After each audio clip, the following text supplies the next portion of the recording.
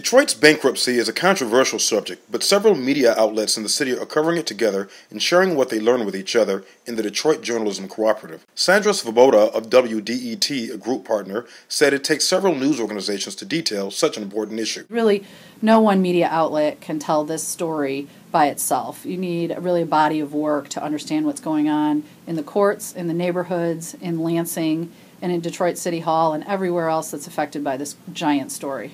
This is 1019 WDET. The bankruptcy plan of adjustment filed by Detroit Emergency Manager Kevin Orr would make deeper cuts to general employee pensions than to police and fire pensions.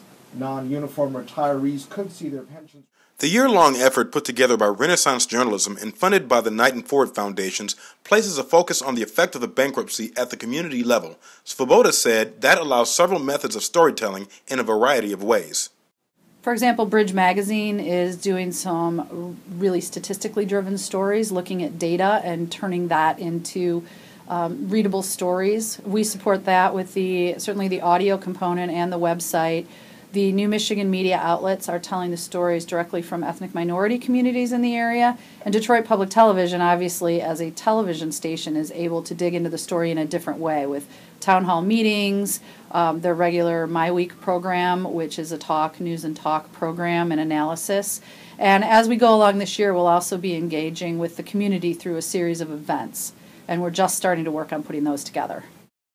Although the story has largely been told nationally from a legal or political perspective, Svoboda said this project will have an increasing focus on the grassroots. To really tell the story of the bankruptcy, you need a good mix of the kind of what we call the official sources, the lawyers, the emergency managers, the mayors, the analysts throughout the country. And those are important references to have. But as we move along here with the bankruptcy process and the restructuring and reorganization and refinancing that will be coming in the city, it's going to be even more important to get into the neighborhoods to see what's going on, how people are affected, changes they're seeing. Does that mean lights are going on? Does that mean lights are going off? Does that mean garbage is picked up more regularly? Does that mean water service is different or fees are different? Does that mean community groups are seeing funding structures change and they're able to do more at their own level? We don't know yet, but we'll be following that through the next several months through the work of the Detroit Journalism Cooperative. Reporting for Pointer.org, I'm Madison Gray.